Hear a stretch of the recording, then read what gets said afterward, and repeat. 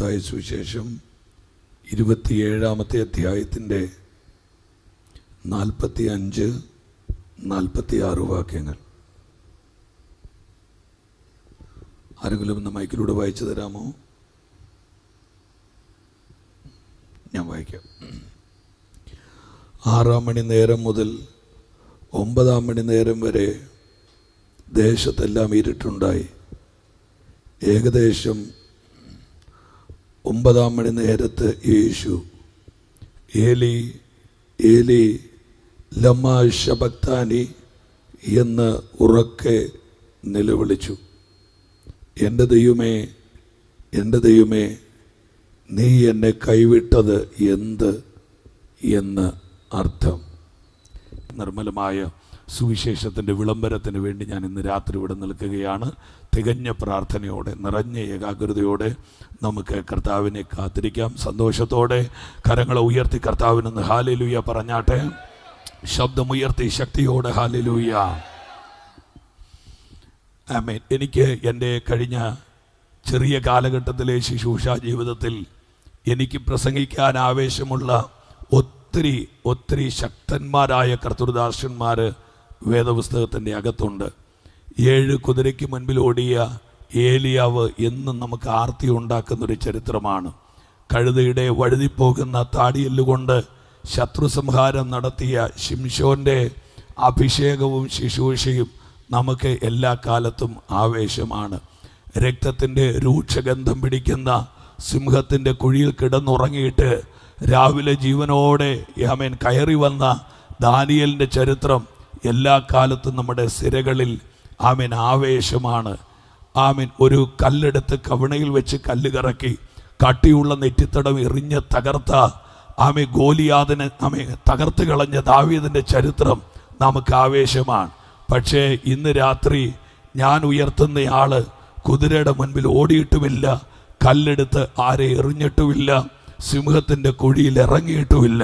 പക്ഷെ പാപത്തെയും പാതാളത്തെയും വിറപ്പിക്കാൻ ആകാശത്തിൻ്റെ കീഴിൽ അനുവദിക്കപ്പെട്ട ഒരൊറ്റ നാമമുണ്ടെങ്കിൽ അത് ഞാൻ ഉയർത്തുന്ന യേശുവിൻ്റെ നാമമാണ്. ആ കരമുയർത്തി കർത്താവിനൊരു ഹല്ലേലൂയ പറഞ്ഞാട്ടെ.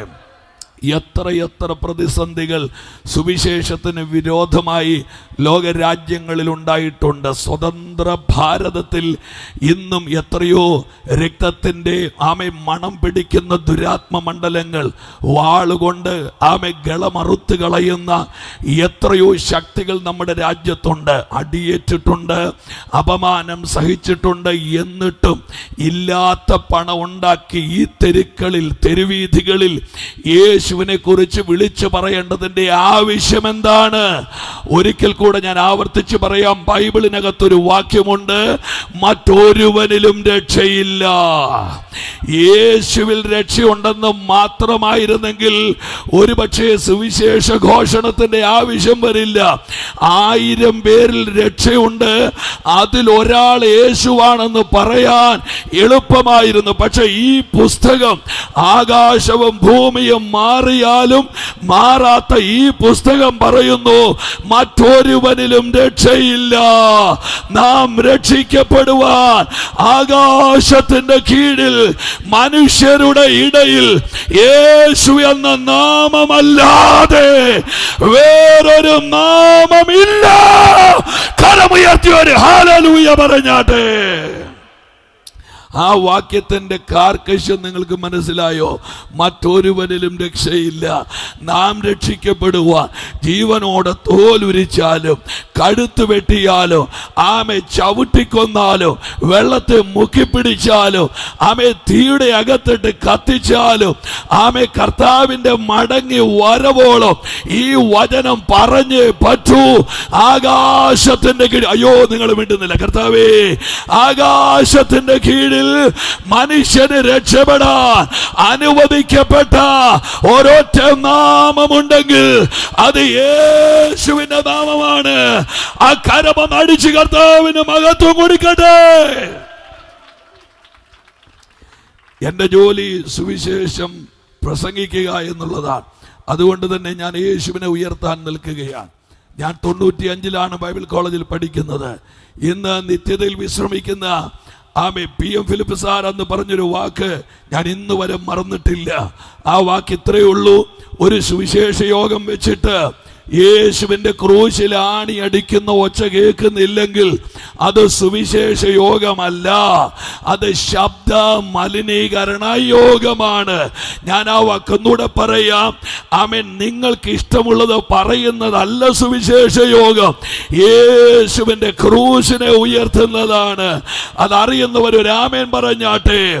യേശുവാണ് എന്തിന് ജനിച്ചു, എങ്ങനെ ജനിച്ചു, എവിടെ വളർന്നു, എന്ത് ശുശ്രൂഷിച്ചു, എത്ര നാൾ ശുശ്രൂഷിച്ചു, മരിച്ചോ, അടക്കപ്പെട്ടോ, ഉയർത്തെഴുന്നേറ്റോ, ഇപ്പോഴെവിടെ, ഇനി വരുമോ, ഇതുപോലെയുള്ള ഒരു കെട്ട് ചോദ്യങ്ങളുടെ മറുപടിയാണ് സുവിശേഷ യോഗത്തിന്റെ ലക്ഷ്യം.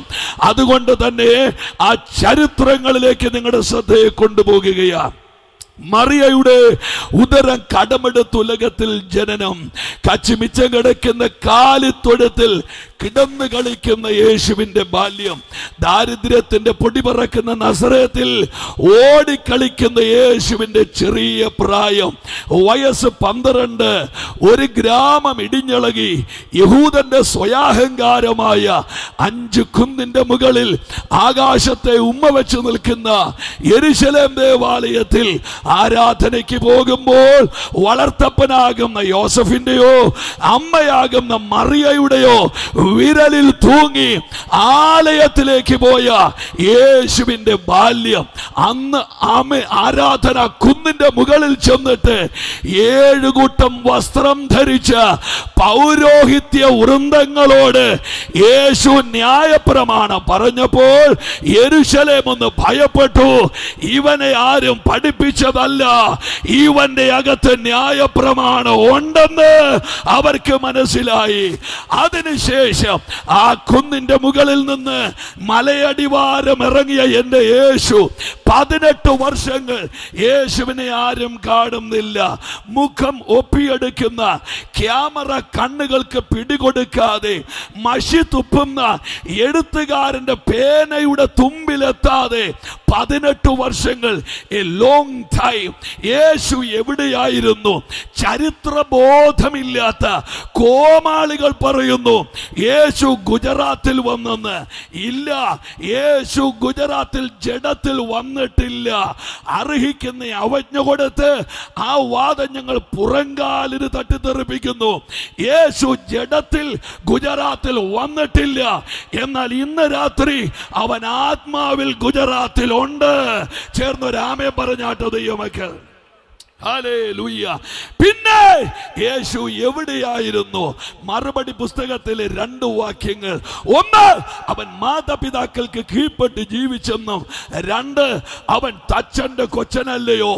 എങ്ങനെയാണ് അങ്ങനെ ഒരു വാദം വന്നത്? ആരോ കട്ടളയോ കസേരയോ കതകോ ബെഞ്ചോ ഡെസ്കോ വാങ്ങാൻ യോസഫിന്റെ തടി പണിപ്പുരയിൽ ചെന്നപ്പോൾ വളഞ്ഞതിനോ തിരിഞ്ഞതിനോ ചിന്തേര് പിടിച്ച് യേശു അവിടെ നിൽക്കുന്നത് അവർ കണ്ടിട്ടുണ്ടാകാം. അതെ, ആ നല്ല തച്ചൻ ഇവിടെ വന്നിട്ടുണ്ട്. ആർക്കും നന്നാക്കാൻ കഴിയാത്ത കുടുംബങ്ങളെ നന്നാക്കാൻ, ആർക്കും നേരെയാക്കാൻ കഴിയാത്ത തകർന്നു പോയ മനുഷ്യരെ നേരെയാക്കാൻ കരുത്തുള്ള ഒരു നല്ല തച്ചൻ ഇന്ന് രാത്രി ഇവിടെ വന്നിട്ടുണ്ട്. അതറിയുന്നവർക്ക് ഞാൻ കർത്താവിന് സ്തോത്രം ചെയ്യുന്നു. 18 വർഷം തികയുന്നു. യേശുവിന് വയസ്സ് 30. ഞാൻ ഈ പ്രസംഗിക്കുന്നത് സുവിശേഷമായതുകൊണ്ടാണ്. ഇതിനകത്തിരിക്കുന്ന ആളുകൾ ബൈബിൾ 9 പ്രാവശ്യം വായിച്ചവരുണ്ടാകാം. എൻ്റെ ഭാഷയിൽ പറഞ്ഞാൽ ബൈബിൾ അറിയുന്നവർക്ക് വേണ്ടിയല്ല.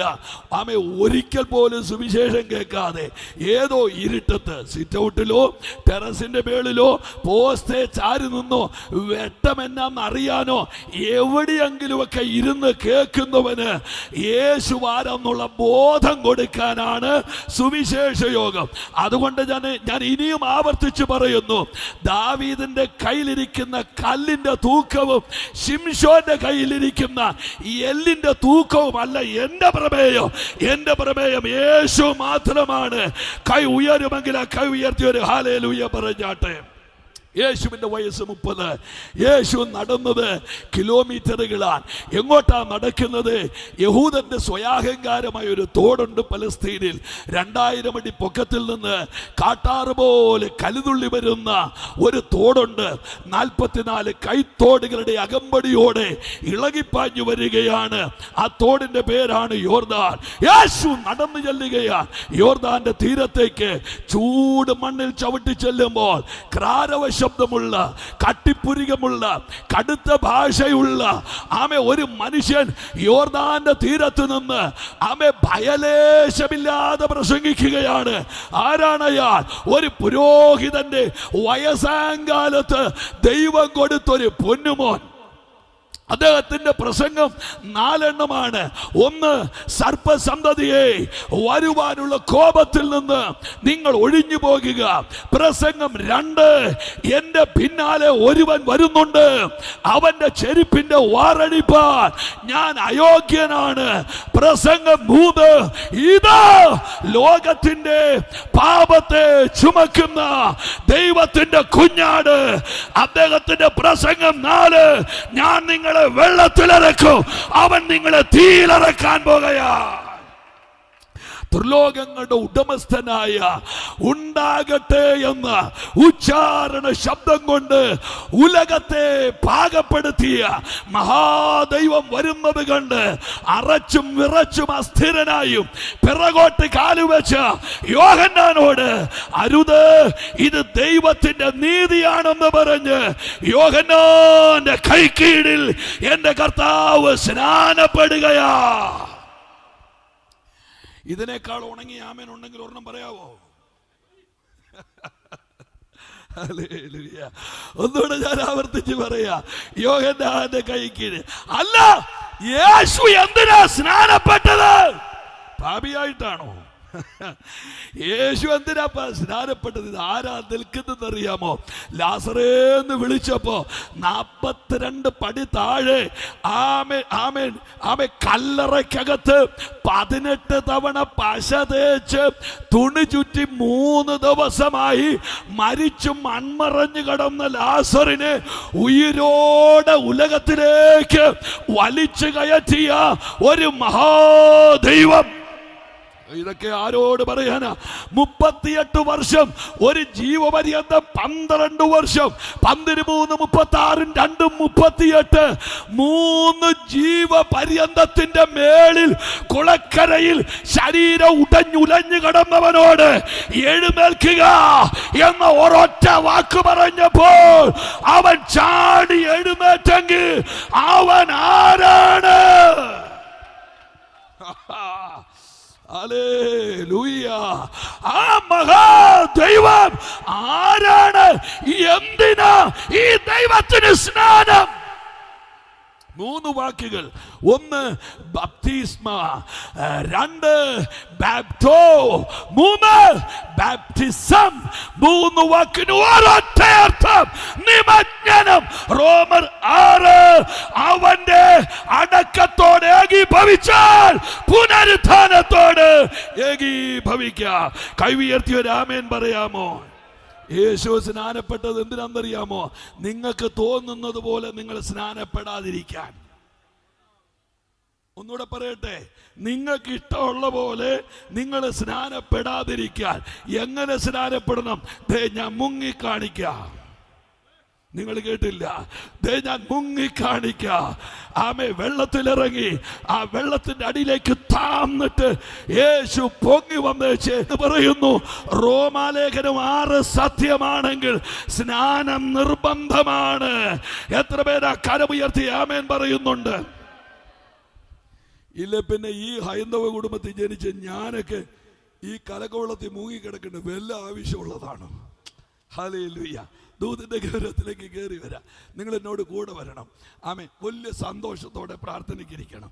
നിങ്ങളുടെ എനിക്കിട്ടുള്ള നോട്ടം കണ്ടിട്ട് നിങ്ങളുടെ 7 സെന്റിനകത്ത് 3 സെന്റ് ഞാൻ മാന്തിക്കൊണ്ടു വളരെ സന്തോഷത്തോടെ. ആമേൻ. കൈയൊക്കെ അനങ്ങുമെങ്കിൽ കൈ അടിക്കാൻ പറ്റുമെങ്കിൽ അടിക്കണം. കൈ പൊക്കി ഹല്ലേലൂയ പറയാൻ പറ്റുമെങ്കിൽ പറയണം. കാര്യം ഈ നാളെ രാവിലെ ഈ കൈ കൊണ്ട് ഭാര്യയുടെ കയ്യിൽ നിന്ന് 1 കപ്പ് കാപ്പി മേടിച്ച് കുടിക്കാമെന്നുള്ളത് വ്യാമോഹം മാത്രമാണ്. നാളെ രാവിലെ ഇത് അനങ്ങില്ല, എല്ലാം വടക്കിടക്കുങ്ക എല്ലാം വടക്ക്. അതുകൊണ്ട് ഇന്ന് രാത്രി കൈ പൊങ്ങുന്നെങ്കിൽ കൈ ഉയർത്തി ഹല്ലേലൂയ പറഞ്ഞോണം. തൊണ്ടക്കുടി ശബ്ദം ഉണ്ടെങ്കിൽ ദൈവത്തിന് സ്തോത്രം ചെയ്തോണം. ഞാൻ എപ്പോഴും പ്രസംഗിക്കുമ്പോൾ പറയും, മാതാപിതാക്കൾ കൈയടിച്ചാൽ മക്കൾ കൈയടിക്കും, മാതാപിതാക്കൾ ആരാധിച്ചാൽ മക്കൾ ആരാധിക്കും. അടുത്തോടെ കേട്ടു, ഉപദേശിമാർ ആരാധിച്ചാൽ വിശ്വാസികൾ മോത്ത് ആരാധിക്കും. എത്ര പേർക്ക് ഞാൻ ഈ പറയുന്ന മനസ്സിലായി? ആമേ, ആരാധനയ്ക്കകത്തുനിന്ന് ഒരവനും ഒഴിവില്ല. ആമേ, സങ്കീർത്തനം പറഞ്ഞത് ജീവനുള്ളതെല്ലാം ദൈവത്തെ ആരാധിക്കണമെന്ന്. കാശുണ്ട് പോക്കറ്റിൽ കിടക്കട്ടെ, റബ്ബറുണ്ട് പറമ്പിൽ നിൽക്കട്ടെ, വണ്ടിയുണ്ട് മുറ്റത്ത് കിടക്കട്ടെ, ജീവനുള്ളവർ ആരാധിക്കട്ടെ. ആ കരമൊന്ന് തട്ടി കർത്താവിനെ സ്തുതിച്ചാട്ടെ. യേശു സ്നാനപ്പെട്ടു, വെള്ളത്തിൽ നിന്ന് കയറി, നനഞ്ഞ മുടിയോടെ നനഞ്ഞ തുണിയോടെ. സാത്താൻ യേശുവിന്റെ അടുക്കൽ ചെന്ന്, എന്നോട് കൂടെ വരണേ, പ്രാർത്ഥിച്ചുകൊണ്ടിരിക്കണേ. യേശു സ്നാനപ്പെട്ടു, 40 ദിവസങ്ങൾ ഭൗതിക ഭക്ഷണം മാറ്റിവെച്ചു, ഉപവാസത്തിൽ സമയങ്ങളെ വേർതിരിച്ചു. ഉപവാസം കഴിഞ്ഞനന്തരം യേശുവിന് വിശന്നു. അമ്മ, ഈ ചില ആളുകൾ പറയുന്നത് 21 ദിവസം ഉപവാസം ഇരുന്ന 3 ദിവസത്തേക്ക് വിശക്കത്തുള്ളെന്ന്. എന്നോട് ഒരാൾ പറഞ്ഞപ്പോൾ ഞാൻ ചോദിച്ചു, നിങ്ങൾ എത്ര ഇരുന്നിട്ടുണ്ട്? പുള്ളി പറഞ്ഞു, ഞാൻ 2.5. അപ്പോൾ 8ാം ക്ലാസ്സിൽ തോറ്റവരാ ഡിഗ്രിക്കാരന് ട്യൂഷൻ എടുക്കാൻ വരുന്നത്. അവൻ്റെ ആ ഗതികേടൊന്ന് ആലോചിച്ച് നോക്കി. ഞാൻ നിങ്ങളോട് പറയുന്നു, ആമേൻ, ഞാനിപ്പോൾ സഭാചാരത്തിലായിട്ട് 30 വർഷമായി. ഇപ്പോൾ ഇരിക്കുന്ന 7ാമത്തെ സഭയാ. ആമേൻ, ഞാൻ ഒത്തിരി ഉപവാസം ഇരുന്നിട്ടുണ്ട്. ഉപവാസം തുടങ്ങിയാൽ തീരുന്നത് വരെ വിശക്കും, നിങ്ങൾ മിണ്ടുന്നില്ല. പിന്നെ കൂടെ ഇരിക്കുന്ന വിശ്വാസികൾ തകരാതിരിക്കാനാണ് ഞങ്ങൾ പറയുന്നത്. 2 ദിവസം കഴിഞ്ഞപ്പോൾ വിശപ്പ് പോയെന്ന്. എന്നാൽ അവൻ നമുക്ക് ഡന്താളിച്ചിട്ടൊരു നോട്ടമുണ്ട്. കാര്യം എന്തറിയോ? അവൻ പൊറോട്ടയ്ക്ക് ഉമ്മ കൊടുത്തേച്ചാ പ്രാർത്ഥനയ്ക്ക് വരുന്നത്. ഹല്ലേലൂയ. അപ്പൊ അതുകൊണ്ട് വിശക്കും. യേശു ഭൗതിക ശരീരത്തിൽ ഉപവാസം കഴിഞ്ഞ അനന്തരം യേശുവിന് വിശന്നു. സാത്താൻ യേശുവിന്റെ അടുക്കൽ ചെന്നു. യേശുവിനോട് ശ്രദ്ധിച്ച് കേൾക്കണം. ഇവിടെ തൊട്ട് ഞാൻ ആ ദൂതന്റെ ഗിയർ മാറുകയാ. സാത്താൻ യേശുവിനോട് ചോദിച്ചു, നിനക്ക് വിശക്കുന്നില്ലേ? നിനക്ക് ജീവിച്ചിരിക്കണ്ടേ? എത്ര പേരാ വാക്ക് കേൾക്കുന്നുണ്ട്? ഒന്ന്, നിനക്ക് വിശക്കുന്നില്ലേ? നിനക്ക് ജീവിച്ചിരിക്കണ്ടേ? ഈ 2 വാക്ക് സാത്താന്റെ വായിന്ന് വീണതാ. നമ്മൾ ഓർക്കുന്നത് സാത്താൻ തെറി വിളിക്കുമെന്ന, നമ്മൾ ഓർക്കുന്നത് സാത്താൻ ചീത്ത വിളിക്കുമെന്ന. ഈ ബൈബിളിൽ എവിടെയൊക്കെ സാത്താൻ വാ തുറന്നിട്ടുണ്ടോ അവിടെയൊന്നും ഒറ്റ ചീത്ത വിളിച്ചിട്ടില്ല. വാ തുറന്നപ്പോഴല്ല സാത്താൻ പറഞ്ഞത് വചനമാണ്. ഞാൻ സാത്താനോട് ചോദിക്കുന്നു, സാത്താനെ, നീ സാത്താനായിട്ടു ഒരു തെറി പോലും എന്താ നീ വിളിക്കാത്തത്? സാത്താൻ പറഞ്ഞ മറുപടി കേൾക്കണോ? ഗതികേട് കൊണ്ട് ഞാൻ സാത്താനാണെങ്കിലും ഞാൻ പഠിച്ച യൂണിവേഴ്സിറ്റി സ്വർഗമാണ്, അവിടെ തെറിയില്ല. ഞാൻ ദൈവമക്കളോട് പറയുന്നു, ആത്മീകന്റെ അന്തസ്സ് കാണിക്കണം. ഹല്ലേലൂയ. ചേർന്നൊരു നല്ല ഹല്ലേലൂയ പറഞ്ഞാട്ടെ. ഇനി നിങ്ങൾ ആരോടും പറയട്ടെ, ഞാനൊരു രഹസ്യം പറയാം. പണ്ട് ഞങ്ങൾക്ക് കുമരത്തിച്ചിരി പാടം ഉണ്ടായിരുന്നു. ഞങ്ങളുടെ പാടത്ത് അളവിൽ കൂടുതൽ ആളുകൾ കൊയ്യാനിറങ്ങി. ഒത്തിരി ആളുകൾ കൊയ്യാനിറങ്ങിയ നെല്ലെല്ലാം കൂടെ വെട്ടി തൂളിക്കളയും. ഇതൊന്ന് മാറ്റിയേക്കാം, ഇതൊന്ന് മാറ്റിയേ. അതുകൊണ്ട് ഞങ്ങളുടെ അമ്മ പാടത്തോട്ട് ചെന്നിച്ച് പറഞ്ഞു, ഇത്രയും പേര് കൊയ്യരുതെന്ന് പറഞ്ഞു. അപ്പൊ 2 ആന്റിമാര് തെറിയോട് തെറി എന്ന് പറഞ്ഞോണ്ടല്ലോ, ഹല്ലേലൂയ, തെറി പോലും ചമ്മി പോകുന്ന തെറി, അത്ര തെറി. എന്നാലും ഞങ്ങളുടെ അമ്മ ആത്മാവിൽ അവരോട് കൽപ്പിച്ചു, ഞങ്ങൾ പെന്തിക്കോസുകാരാണ്, ഞങ്ങളുടെ പാടത്തുനിന്ന് തെറി പറയരുതെന്ന്. അന്നേരം അതിനകത്ത് ഒരു അമ്മച്ചി പറഞ്ഞ വാക്ക് ഞാൻ എപ്പോഴും ഓർക്കുന്നു. ഇതൊക്കെയാണോ മോനെ തെറി? ആശാൻ പഠിപ്പിച്ച് ഏതോ അക്ഷരങ്ങൾ ചേർത്ത് പറയുന്നു, ഇതിന്റെ പേരാണോ തെറി? അന്ന് ഞാൻ അറിയാതെ ചുമ്മാ ആലോചിച്ച്, സത്യത്തിൽ എന്താ തെറി? ഒറ്റ വാക്കി പറയാം, ആരോടും പറയണ്ട. ദേഷ്യത്തെ അമർച്ച ചെയ്യാൻ ഉപയോഗിക്കുന്ന ഏത് ശബ്ദവും ചീത്തയാണ്. അങ്ങനെയാണെങ്കിൽ ചിലർക്ക് ദേഷ്യം വരുമ്പോൾ സ്തോത്രം, തെറി ഒന്നേ. ഹല്ലേലൂയ. ആമേൻ. കോപമെന്ന് പറയുന്ന ആ വികാരത്തെ അമർച്ച ചെയ്യാൻ ഉപയോഗിക്കുന്ന ലാംഗ്വേജ് ചീത്തയായിട്ടാണ് പുറത്തു വരുന്നത്. ആമേൻ. ഞാൻ നിങ്ങളെ നിരാശപ്പെടുത്തിയതല്ല, ദൈവം ഉപയോഗിക്കുന്നവരെ ഉപയോഗിക്കട്ടെ, അല്ലാത്തവര് കേട്ടാ മതി. കരമുയർത്തിയൊരു ഹല്ലേലൂയ പറഞ്ഞാട്ടെ. സാത്താൻ യേശുവിനോട്, കല്ലിനോട് അപ്പമാകാൻ പറ, നിനക്ക് വിശക്കുന്നില്ലേ? നിനക്ക് ജീവിച്ചിരിക്കണ്ടേ? ഞാൻ നിങ്ങളോട് ചോദിക്കട്ടെ, കേരളത്തിൽ കുടുംബ കോടതി 28 ഒരു വർഷം വർഷത്തെ വിവാഹമോചനം 50,000, കല്ലുവെച്ച സാരി, മുത്തുവെച്ച ചുടുതാറ്, ആടിന്റെ കാല്, കോഴിയുടെ കോല്, പിന്നെ കല്യാണം കഴിഞ്ഞ് ഇറങ്ങുമ്പോ വേറെ സാരി, ആകാശത്തുനിന്ന് ഹെലികോപ്റ്റർ പുഷ്പവൃഷ്ടി നടത്തുന്നു.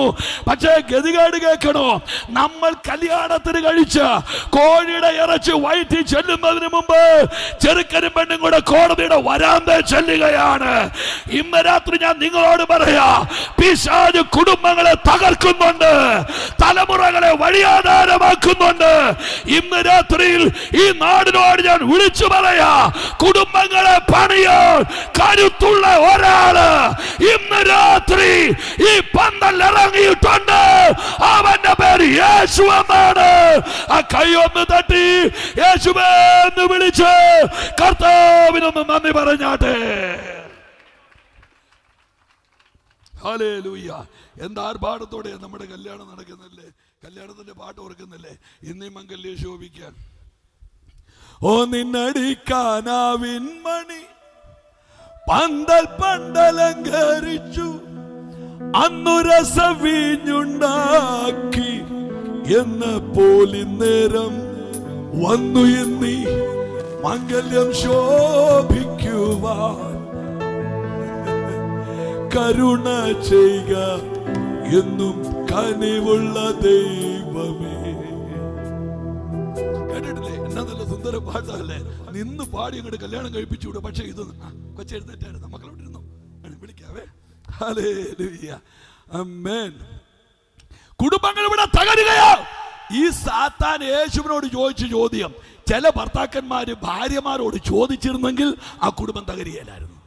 നിനക്ക് വിശക്കുന്നുണ്ടോ ചോദിച്ചാൽ മതിയായിരുന്നു. നീ ജീവിച്ചിരിക്കണ്ടേ, എന്നും തുണി അലക്കിയ എന്തെങ്കിലും ഒന്ന് കഴിക്കൂ കുഞ്ഞേ എന്നൊന്ന് പറഞ്ഞിരുന്നെങ്കിൽ ആ കുടുംബം നേരെയായി വന്നേനെ. ഹല്ലേലൂയ. കൂടെ കൂടെ അപ്പുറത്തെ വീട്ടിലെ ആ മനുഷ്യൻ റോട്ടിൽ കൂടെ അങ്ങോട്ട് പോകുമ്പോൾ പറഞ്ഞ ലീലാമ്മയ്ക്ക് ഈടായിട്ട് ക്ഷീണമാണല്ലോ. അന്നേരം ലീലാമ്മ മനസ്സിൽ കൊടുക്കുന്നതെന്നറിയോ, 30 വർഷമായിട്ട് എൻ്റെ കൂടെ ഒരുത്തൻ താമസിക്കുന്നുണ്ട്, ഇന്ന് വരെ അവൻ എന്നോട് പറഞ്ഞിട്ടില്ല. ഞാൻ നിങ്ങളോട് സത്യം പറയാ, അപ്പുറത്തെ വീട്ടിലെ പുള്ളിക്ക് ഒരു തൊഴിലുമില്ല, പുള്ളി ചുമ്മാ വേലിയുടെ ചോട്ട് നിൽക്കുക. നീ ദൈവകൃപയിൽ ആശ്രയിച്ച് മുൻപോട്ട് പോകാൻ നോക്ക്. ആമേൻ. നിങ്ങൾ ശ്രദ്ധിക്കൂ, കല്ലിനോട് അപ്പമാകാൻ പറ, കല്ലിനോട് അപ്പമാകാൻ പറ. യേശു പറഞ്ഞ മറുപടി കേൾക്കണോ, സാത്താനേ ഇത് ആഹാരം കഴിച്ച്, എത്ര പേര് കേട്ടിരിക്കുന്നുണ്ട്, ഇത് ആഹാരം കഴിച്ച് വയറ് നിറയ്ക്കുന്ന തലമുറയല്ല, ഇത് വചനം കേട്ട് നിത്യത പോകുന്ന തലമുറയാണ്. എത്ര പേർക്ക് കരമുയർത്തിയാമേൻ പറയോ? ആമേ. പുതിയ നിയമ ദൈവസഭ ഉദരപൂരണത്തിനിറങ്ങിയതല്ല. ഇതിന്റെ ലക്ഷ്യം വയറു നിറയ്ക്കലല്ല, ഇതിന്റെ ലക്ഷ്യം നിത്യതയാ. 12 മക്കളിൽ 8 മക്കൾ മരിച്ചിട്ടും പാട്ടുപാടി അഭിഷിക്തന്മാരുടെ നാടാണ് കേരളം. ഒരേ ഒരു കുഞ്ഞ് മരിച്ചു കയ്യിലിരിക്കുമ്പോൾ വലം കൈ കൊണ്ട് ആത്മാവിൽ എഴുതി, ദോഷമായിട്ടൊന്നും നിങ്ങൾ വിടുന്നില്ലല്ലോ, എന്റെ താതൻ എന്നോട് ചെയ്യത്തില്ലെന്ന്. ഹല്ലേലൂയ. ആമേ. ഇന്ന് രാത്രി ഞാൻ ഉറക്കെ പറയാം, ആമേ, ഇത് വയറ് നിറയ്ക്കലല്ല, ഇത് നിത്യതയാണ്. ആമേ. കൈ ഉയരുമെങ്കിൽ ഉയർത്തി പറ, ഇത് വയറ് നിറയ്ക്കലല്ല, ഇത് നിത്യതയാണ്. അപ്പൊ നോർമലി നിങ്ങൾ ചോദിക്കും, പിന്നെ വിശ്വാസത്തിൽ വന്നവരൊക്കെ വീട് വെച്ചതോ വണ്ടി മേടിച്ചതോ മലന്ന് കിടന്ന് മുകളിലോട്ട് നോക്കിയ സൂര്യഗ്രഹണം കാണുന്നൊരു വീടായിരുന്നു ഞങ്ങളുടെ വീട്. ആടുന്നൊരു കട്ടിലും ഒലയുന്നൊരു കസേരയും മുട്ടയിടാത്തൊരു കോഴിയും ഉപ്പൂറ്റി നിലത്ത് മുട്ടുന്നൊരു ചെരുപ്പും ജീവിതത്തിൽ ഓടിയിട്ടില്ലാത്തൊരു വാച്ചുമൊക്കെ ആയിരുന്നു ഞങ്ങളുടെ വീട്ടിലെ സ്വത്തും ഞങ്ങളുടെ വീട്ടിലെ സമ്പത്തും. ഇന്ന് വീടുണ്ട്, ഇന്ന് വണ്ടിയുണ്ട്. അപ്പൊ ഞാൻ പ്രസംഗിച്ചതിനെതിരായില്ലേ? എന്താ ഞാൻ പറഞ്ഞത്? ആമേ. പുതുനിയമ ദൈവസഭയുടെ ലക്ഷ്യം ആമേ ഉദരം നിറയ്ക്കലല്ല, നിത്യതയാണ്. ഞാൻ നിങ്ങളോട് പറഞ്ഞു, നിങ്ങൾ കേട്ടില്ല. ലക്ഷ്യം ഇവിടുന്ന് കാറ് എടുത്തോണ്ട് ഒരാള് മാവേലിക്കരയ്ക്ക് പോകുന്നത് കരിയല പറപ്പിക്കാനല്ല, അവരെന്തോ ആവശ്യത്തിന് പോകുക. പക്ഷെ കാർ ഓടിയാൽ കരിയല പറക്കും, അത് പ്രകൃതി നിയമമാണ്. യേശുവിനെ സേവിക്കുന്നത് വീട് വെക്കാനല്ല, എന്നാൽ സേവിക്കുന്നവന് വീട് കൊടുക്കാൻ എന്റെ ദൈവം വിശ്വസ്തനാണ്. അനുഭവമുള്ള ഒരു നല്ല ഹല്ലേലൂയ പറഞ്ഞാട്ടെ. പിന്നെ ഹല്ലേലൂയ.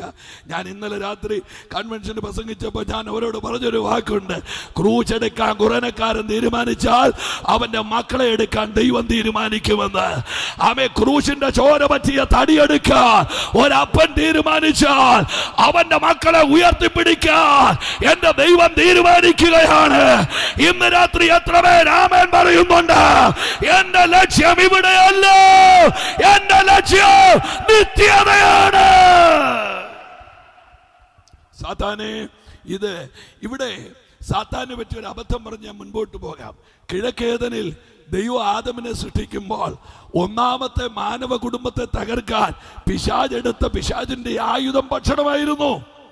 കല്ലിനോട് അപ്പമാകാൻ പറ എന്ന് യേശുവോട് പറഞ്ഞ ആ സാത്താൻ അന്ന് ഏദൻ തോട്ടത്തിൽ എടുത്ത വിദ്യ, ഈ പഴം തിന്നു നിനക്ക് ദൈവത്തെ പോലെയാകാം, ഓർക്കുന്നുണ്ടോ? പക്ഷേ സാത്താന് കണക്ക് തെറ്റി. അവിടെ നിന്നത് ഒന്നാമത്തെ ആദാമാ. ഇപ്പൊ സാത്താൻ നിൽക്കുന്നത് ഒന്നാമത്തെ ആദാമിന്റെ മുമ്പിലല്ല, ഒടുക്കത്തെ ആദാമിന്റെ മുൻപിലാണ്. അവൻ തോറ്റ ആദാമല്ല. എത്ര പേര് ആമേൻ പറയുന്നുണ്ട്? അവൻ തോറ്റ ആദാമല്ല, അവൻ ജയിച്ച ആദാം. രണ്ട്, ദേവാലയ ഗോപുരത്തിന് മേളിൽ കയറ്റി താഴോട്ട് ചാടിക്കോ, ദൂതന്മാർ നിന്നെ പിടിച്ചോളും. യേശു പറഞ്ഞ മറുപടി വളരെ ഷോർട്ടാണ്, പ്രൗഢഗംഭീരമാണ്. ഒറ്റ വാക്കിൽ മനസ്സിലാകുന്ന ഭാഷ പറഞ്ഞു തരാം. പിടിക്കുമോ എന്നറിയാൻ ചാടി നോക്കുന്ന പണി ഞങ്ങൾക്കില്ല. നിങ്ങൾ കേട്ടില്ല? പിടിക്കുമോ എന്നറിയാൻ ചാടി നോക്കുന്ന പണി ഞങ്ങൾക്കില്ല. സാത്താനെ, നീ തള്ളിയിട്ട പിടിക്കും, ഞങ്ങൾ ചാടിയാൽ ഓടിയും. ഇതിൽ കൂടുതൽ എങ്ങനെയാ പറയണമെന്ന് എനിക്കറിയില്ല. അഹങ്കാരം കാണിച്ച് ഏതെങ്കിലും എടുത്ത് തമ്പുരാനെ പിടിച്ചോ എന്ന് പറഞ്ഞ് ചാടിയാൽ നിന്നെ പിടിക്കുന്ന കർത്താവല്ല, നിന്നെ പിടിക്കുന്നത് ആലപ്പുഴ മെഡിക്കൽ കോളേജോ കോട്ടയം മെഡിക്കൽ കോളേജോ ആയിരിക്കും. പിടിക്കുമെന്ന് അറിയാൻ ചാടി നോക്കിയല്ല. അതിന്റെ കാര്യം എന്നറിയാമോ? അപ്പന്റെ മക്കളുടെ ഇടയ്ക്ക് പരീക്ഷണമില്ല. എത്ര പേര് ആമേൻ പറയുന്നുണ്ട്? അപ്പന്റെ മക്കളുടെ നടുക്ക് പരീക്ഷണമില്ല.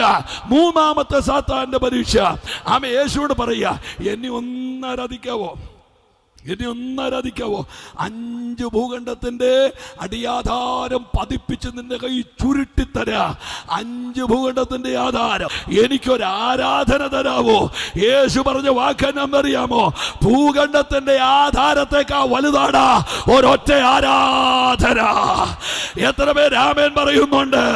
ആമേ പ്രാർത്ഥനയ്ക്ക് വന്ന് കൈകെട്ടിയിരിക്കുന്നവര് വകയിലെ അമ്മാച്ചന്റെ അളിയന്റെ കൊച്ചിന്റെ കല്യാണം പ്രമാണിച്ച് നിരന്തരമായി സഭായോഗം മുടക്കുന്ന ആരാധന മുടക്കികളോടുള്ള ദൈവത്തിന്റെ ദൂത് ഞാൻ പറയാ, ഒരാരാധനയ്ക്ക് ഭൂമിയുടെ ആധാരത്തെക്കാൾ വിലയുണ്ട്. ആരാധന ഒരു കളിയല്ല, ആരാധന ഒരു തമാശയല്ല. ആരാധനയ്ക്ക് യോഗ്യനായ ഒരുവൻ നമുക്കുണ്ട്. എനിക്ക് അജിത്തിന് വേണ്ടി പ്രാർത്ഥിക്കാം, പക്ഷേ എനിക്ക് അജിത്തിന് വേണ്ടി ആരാധിക്കാൻ പറ്റില്ല. നിങ്ങൾ കേട്ടില്ല? ഹല്ലേലൂയ. ഒന്നുകൂടെ പറയട്ടെ, എനിക്ക് അജിത്തിന് വേണ്ടി പ്രാർത്ഥിക്കാം, പക്ഷേ അയാൾക്ക് പകരമായിട്ട് ആരാധിക്കാൻ, നിങ്ങൾ കേട്ടില്ല, എനിക്ക് പറ്റില്ല. ഹല്ലേലൂയ. ഇവിടെ ഇപ്പോൾ ഒരു പാസ്റ്റർ വന്നില്ലെങ്കിൽ മറ്റേ പാസ്റ്ററോട് പറയാം, അച്ഛാ യോഗം ഒന്ന് പ്രാർത്ഥിച്ചു തുടങ്ങാവോ എന്ന് ചോദിക്കാം. പക്ഷേ കല്യാണം നിശ്ചയിച്ച പെണ്ണ് വരാൻ താമസിച്ചുകൊണ്ട് ഏതെങ്കിലും ഒരു പെണ്ണിനോട് കയറി കെട്ടിക്കോ എന്ന് പറയാൻ പറ്റത്തില്ലല്ലോ. ആരാധന വ്യക്തിപരമാണ്. ചേർന്നൊരു ആമേൻ പറഞ്ഞാട്ടെ നമ്മുടെ കർത്താവിന്. ഹല്ലേലൂയ. ദൂതന്റെ ഗൗരവത്തിലേക്ക് വരുന്നു. പിശാച് കെട്ടടിച്ചു വിട്ട് പരീക്ഷണ പർവ്വതം കൊണ്ട് കൊമ്പൊടിച്ച് യേശു കർത്താവ് കാനയിലെ കല്യാണ വീട്ടിൽ പച്ചവെള്ളത്തെ വീഞ്ഞാക്കി. ഒന്നാമത്തെ അടയാളം ഏതാണ്ട് 37ഓളം അത്ഭുതങ്ങൾ യേശു ചെയ്തു. 37ഓളം അത്ഭുതങ്ങൾ. യേശുവിന്റെ അത്ഭുതങ്ങളുടെ പ്രത്യേകത, സാത്താന് പോലും വിമർശിക്കാൻ അനുവാദമില്ലാത്ത അത്ഭുതങ്ങളാണ് യേശു ചെയ്തത്. ഞാൻ ഇന്ന് രാത്രി ഉറക്കി ഒരു ദൂത് പറയാ, ആരുടെയോ തലവേദന മാറിയൊന്ന്, ആരുടെയോ മുഴ മാറിയൊന്ന്, ആരുടെയോ മുട്ടിന്റെ വേദന മാറിയെന്ന് പറഞ്ഞ് രക്ഷപ്പെട്ടു പോകുന്ന ഒരു കബളിപ്പിക്കലല്ല 2024 തെളിയിക്കപ്പെടുന്ന അത്ഭുതങ്ങൾ സഭകളുടെ അകത്ത് വെളിപ്പെടട്ടെ. എത്ര പേര് കരമുയർത്തി ആമേൻ പറയുന്നുണ്ട്? തെളിയിക്കപ്പെടുന്ന അത്ഭുതങ്ങൾ. ഞാൻ ആ വാക്കൊന്നുകൂടെ പറയട്ടെ. ആമേൻ. ബാധ മാറിയെന്ന് സ്ത്രീ അറിഞ്ഞു, ശക്തി പുറപ്പെട്ടെന്ന് യേശു പറഞ്ഞു. കണ്ടോ ആ വാക്ക്? എന്ന് പറഞ്ഞാൽ ആമേൻ, ശക്തി പുറപ്പെട്ടെന്ന് യേശു പറഞ്ഞാൽ സാക്ഷ്യം പറയാൻ അവിടെ ഒരു സ്ത്രീ ഉണ്ടായിരിക്കുമെന്ന് ആമേൻ യേശുവിന്റെ നാമത്തിൽ തെളിയിക്കപ്പെടുന്ന അത്ഭുതമാകട്ടെ. യേശു ചെയ്ത 37 അത്ഭുതങ്ങൾ. 3 മരിച്ചവരെ യേശു ഉയർപ്പിക്കുന്നു. യായിറോസിന്റെ മകളെ വീട്ടിലും വിധവയുടെ മകനെ റോട്ടിലും ലാസറിനെ കല്ലറയ്ക്കകത്തുനിന്ന് യേശു ഉയർപ്പിക്കുകയാ. വീട്ടിൽ നഷ്ടപ്പെട്ടാൽ വീട്ടിൽ വന്ന് തിരിച്ചു തരാൻ, റോട്ടിൽ നഷ്ടപ്പെട്ടാൽ അവിടെ വന്ന് മടക്കി തരാൻ, കല്ലറയിൽ കൈവിട്ടുപോയാൽ അവിടെ വന്ന് തിരിച്ചു തരാൻ കരുത്തനായ ഒരാൾ ഇന്ന് രാത്രി ഇവിടെ ഇറങ്ങി വന്നിട്ടുണ്ട്. അവൻ ഞാൻ ആ വാക്ക് കേട്ടി പറയാ, നഷ്ടങ്ങളെ തിരിച്ചു പിടിക്കുന്ന ഒരു ദൈവം ഇന്ന് രാത്രി പന്തൽ ഇറങ്ങിയിട്ടുണ്ട്.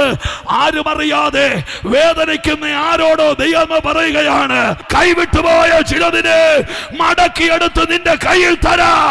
ആ കൈ അടിച്ച നാമം പറഞ്ഞ് എന്റെ ദൈവം സർവശക്തൻ.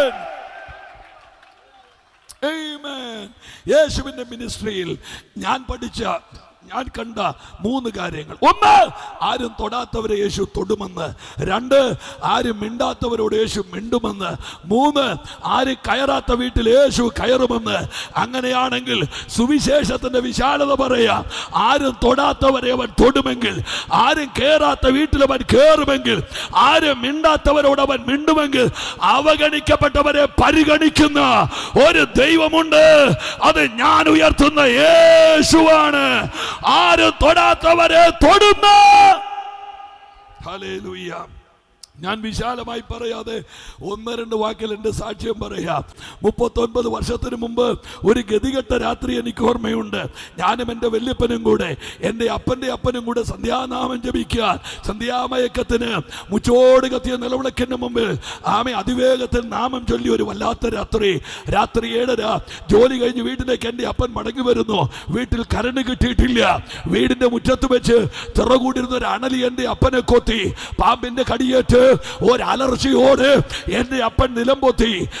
എന്റെ അപ്പനെ പാമ്പ് കടിച്ചത് കണ്ട് കത്തി നിന്ന് നിലവിളക്കെടുത്ത് എന്റെ വല്യപ്പൻ നെഞ്ചിലേക്ക് ഇടിക്കുന്നത് എനിക്ക് ഓർമ്മയുണ്ട്. ഞാൻ 2ാം ക്ലാസ്സിൽ പഠിക്കുന്ന സമയം, സന്ധ്യാസമയത്തുള്ള വിശദംശനം മരണകാരണമാണെന്ന് പറഞ്ഞ് നിലവിളക്കെടുത്ത് നെഞ്ചിലിടിച്ച് ഉച്ഛ്വാസം വേഗതയിലായി കൺമണി പിറകോട്ട് മലർന്ന് കണ്ണിന്റെ വെള്ളക്കരുവ് തെളിഞ്ഞ് വീടിന്റെ തിണ്ണയിൽ എന്റെ വല്യപ്പൻ വീണു. കണ്ടോ, ദുരന്തം രംഗബോധമില്ലാത്ത കോമാളിയാണ്. വീടിന്റെ മുറ്റത്ത് വിഷപ്പാമ്പ് കടിയേറ്റ്, പാമ്പിന്റെ കടിയേറ്റ് എന്റെ അപ്പൻ കിടക്കുമ്പോൾ വീടിന്റെ തിണ്ണയിൽ മകൻ മരിക്കുമോ എന്നുള്ള ആധികേറി വ്യാധി മൂത്ത് ബോധരഹിതനായി എന്റെ വല്യപ്പൻ വീടിന്റെ തിണ്ണയിൽ കിടക്കുകയാ.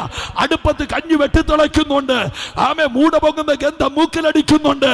ഞാൻ ഒരു വാക്ക് പറയാം, വെച്ച കഞ്ഞി കുടിപ്പിക്കാത്ത ശാപം ചില വീടുകളുടെ അകത്തുണ്ട്. വില കൂടിയ ഉടുപ്പിട്ടാൽ ശാപമടിയില്ല, വെളുക്ക ചിരിച്ചാൽ ശാപമടിയില്ല. വീടിന്റെ അകത്ത് പഴുപ്പും വൃണവുമായി ശാപം ചുമക്കുന്ന ഏതൊക്കെയോ കുടുംബങ്ങൾ, തലമുറകൾ പിഴച്ചു പോയതോർത്ത്, കുടുംബം തകർന്നു പോയതോർത്ത്, ആരോഗ്യം നശിച്ചു പോയതോർത്ത് ഇന്ന് രാത്രിയിൽ ഈ യോഗം ഇവിടെ നടക്കുന്നത് ദൈവത്തിനൊരു ലക്ഷ്യമുണ്ട്. ചില ശാപം പിടിച്ച വീടുകളിൽ ഇന്ന് രാത്രി എന്റെ യേശു കയറി ചെന്ന് ഒന്ന് കരമടിച്ചൊന്ന് കർത്താവിനെ സ്തുതിച്ചാണ്. ഇത് ഒരു സാധാരണ രാത്രിയല്ല.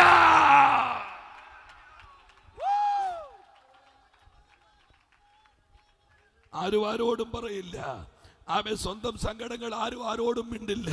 തലമുറകളുടെ അബദ്ധസഞ്ചാരങ്ങൾ, തകർന്നുപോയ കുടുംബജീവിതത്തിന്റെ ബാന്ധവങ്ങൾ, ഉടഞ്ഞുപോയ ലൗകിക ജീവിതത്തിന്റെ സമ്പദ് വ്യവസ്ഥകൾ ആരോടും പറയാതെ ഒരു മുറി കയറിലോ ഒരു കുപ്പി വിഷത്തിലോ ഏതോ വെള്ളക്കെട്ടിലോ വീണ് തകർന്നു ഒടുങ്ങി തകർന്നു പോകാൻ കാത്തിരിക്കുന്നവര് എന്തിനാ ഈ മഴത്ത് യോഗം വെക്കുന്നത്?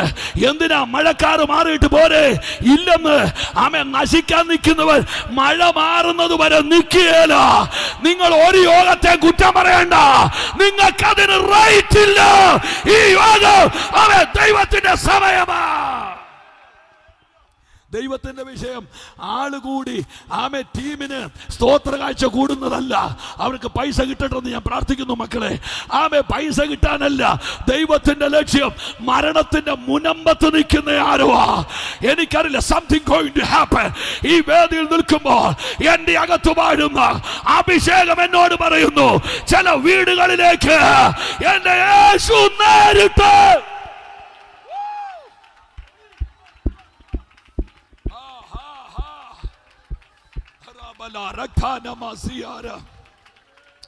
വല്യപ്പനെ കോട്ടയം മെഡിക്കൽ കോളേജ്, അപ്പനെ കോട്ടയം കാരിത്താസ്. കോട്ടയം മെഡിക്കൽ കോളേജിൽ ഐസിയുവിൻ്റെ അരണ്ട തണുപ്പത്ത് മകൻ മരിക്കുമെന്നുള്ള ആധികേറി വ്യാധിമൂത്ത എൻ്റെ വല്യപ്പൻ 5-ാമത്തെ ദിവസം ജീവന്റെയും മരണത്തിൻ്റെ ഇടയ്ക്കുള്ള നൂൽപ്പാലത്തിൽ സമരം അവസാനിപ്പിച്ചു. ഡോക്ടർ കണ്ണ് തിരുമ്മി അടച്ചു, താടി വട്ടം കെട്ടി മൂക്കിനകത്ത് പഞ്ഞു തിരുവി, ആമെ പട്ടിനകത്ത് പൊതിഞ്ഞ് ശരീരം കെട്ടിപ്പൊക്കിയ പന്തൽ വെച്ചു. നാട്ടുകാർ ഇളകി വന്ന അനുശോചന പ്രവാഹം. വീടിൻ്റെ തെക്ക് ഭാഗത്ത് പച്ചമാവിൻ്റെ വിറക് വെട്ടിപ്പൂളി അടുക്കി ശരീരം ചിതക്കി കൊടുക്കുന്നു. വിറകിന്റെ ആളിക്കത്തുന്ന അഗ്നി ശരീരത്തിന്റെ മാംസത്തെ ഉരുക്കി ദ്രവിച്ച് ചാരമാക്കി. നെയ്തെടുത്ത് 6 പച്ചവട്ടിക്കകത്ത് ചാരം കോരി വെള്ളത്തിലൊഴുക്കി അസ്ഥി കൊണ്ട് അടിമ വെച്ചു. തെക്ക് കിഴക്കേ മൂലയ്ക്ക് ബലിപ്പുര കെട്ടി ആത്മാവിന്റെ നിത്യശാന്തിക്ക് വേണ്ടി നനഞ്ഞ തുണിയോടെ പ്രാർത്ഥിച്ച ദിവസങ്ങൾ എനിക്ക് ഓർമ്മയുണ്ട്. അവയെ എൻ്റെ വല്യപ്പന്റെ ചിതയും നെഞ്ചിനകത്ത് നീറ്റലും ഉണങ്ങുന്നതിന് മുമ്പ് അവയെ കോട്ടയം കാരിത്താസ് ആശുപത്രിയിൽ 5 തവണ രക്തം മാറിയിട്ടും ശരീരത്തിലെ വിഷം മാറാത്തവനായി ഉച്ചം നിറകമത് ഉള്ളങ്കാല് വരെ പഴുത്തുപിടുത്ത് ശരീരത്തിന്റെ വ്യവസ്ഥിതികളെല്ലാം താളം പറ്റി ആശുപത്രി എന്റെ അപ്പനെ കൈയൊഴിയുകയാ.